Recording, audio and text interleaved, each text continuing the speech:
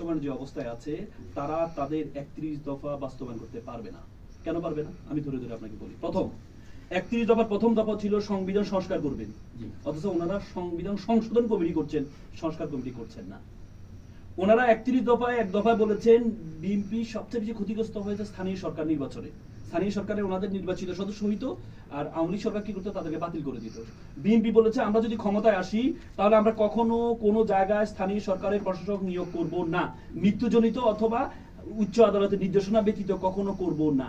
অথচ অন্তর্বর্তীকালীন সরকার বিশেষ সমস্যার কারণে তারা একটা অধ্যাদেশ করেছে। এটা আমাদের সংবিধানে ভায়োলেশন করে, কারণ সংবিধানে 59 এ আছে, বলা আছে মাস্ট বি ইলেক্টেড। সেই অধ্যাদেশটাকে হুবহু পাস করে নিলেন ওনারা 2 মাসে। সংসদে কি ব্যর্থতা দেখছেন সরকারের? এই তো আপনি তো জুলাই, আপনারা বলেন বারবার বলেন, বিএনপি বলে আমরা জুলাই সনদ অক্ষরে অক্ষরে বাস্তবায়ন করি। আপনি জুলাই সনদ তো রাখেন না একটু ভাই, আপনি 31 দফা বাস্তবায়ন করতে পারবেন না, করছেন না তো আপনি। আপনার 31 দফার মধ্যে ছিল সচিবালয়, এই সুপ্রিম কোর্টের সচিবালয় এ করবেন আপনি, 31 দফার মধ্যে ছিল। অথচ যে সচিবালয়টা অন্তর্বর্তী সরকারের আমলে তৈরি করা, সেই সচিবালয় আপনি বাতিল করে দিলেন। সেটা তার মানে সেটা নিয়ে সংসদে আলোচনার জন্য আলাদা কমিটি তৈরি করেছেন। আপনি তো অনেকগুলো অধ্যাদেশ, 133টি অধ্যাদেশের 10টি অধ্যাদেশ নিয়ে, মানে কি যেটা আপনার পক্ষে আসছে, যেমন অন্তর্বর্তীকালীন এই স্থানীয় সরকার এটা আপনার পক্ষে আছে, এই জন্য আপনি এটা রেখে দিলেন। ব্যাংক অধ্যাদেশ 18 ক যুক্ত করে দিলেন, মানে আপনার সুবিধা মতো এসলমকে যেন আপনি পুনর্বাসন করতে পারেন, এই জন্য আপনার সুবিধা মতো সংশোধন করে এটাকে নিয়ে নিলেন। আর এই স্থানীয় সরকারটাকে আপনি নিয়ে নিলেন, অথচ স্থানীয় সরকার নিয়ে সবচেয়ে বেশি বিরোধিতা করেছে বিএনপি। যখন অন্তর্বর্তী সরকার, যখন স্থানীয় সরকার প্রশাসন নিয়ে করছেন, বিএনপি সবচেয়ে বেশি বিরোধিতা করেছেন। সে স্থানীয় সরকার বিএনপির 31 দফাতে আছে, সেটি ওনারা ভায়োলেশন করেছেন। এই বিষয়ে বিরোধী দলের ভূমিকা কি আপনি সন্তুষ্ট কিনা? আপনি বিরোধী দলের ভূমিকা, বিরোধী দল কি করবে? 2/3 মেজরিটি কার?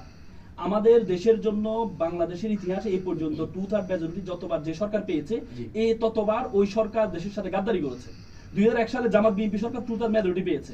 ক্ষমতা এসে ওনারা পরবর্তী ক্ষমতা মেকশিওর করার জন্য কি করেছেন?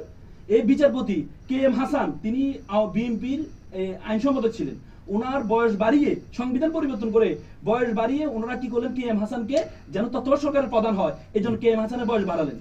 আওয়ামী লীগ সরকার কি করলেন? আওয়ামী লীগ সরকার যখন 2/3 মেজরিটি পেলেন, তত্ত্বাবধায়ক সরকার নিয়ে আন্দোলন করেছে তারা, সে তত্ত্বাবধায়ক সরকার বাতিল করে দিলেন। এবার বিএনপি 2/3 মেজরিটি পেয়ে কি করছেন?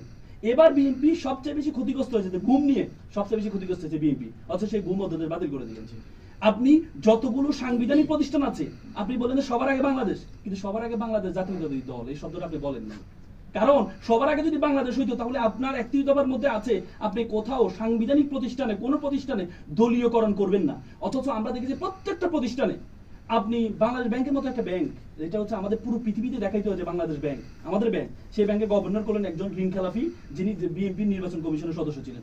আপনি ফ্যামিলি কার্ডের কথা বলেন, আপনি সবচেয়ে বড় ফ্যামিলি কার্ড তো বিসিবিতে দিয়েছেন। আপনি বিসিবিতে স্থায়ী কমিটির সদস্য 3 জনকে, 3 জনের সন্তানকে আপনি বিসিবিতে বসাই দিলেন।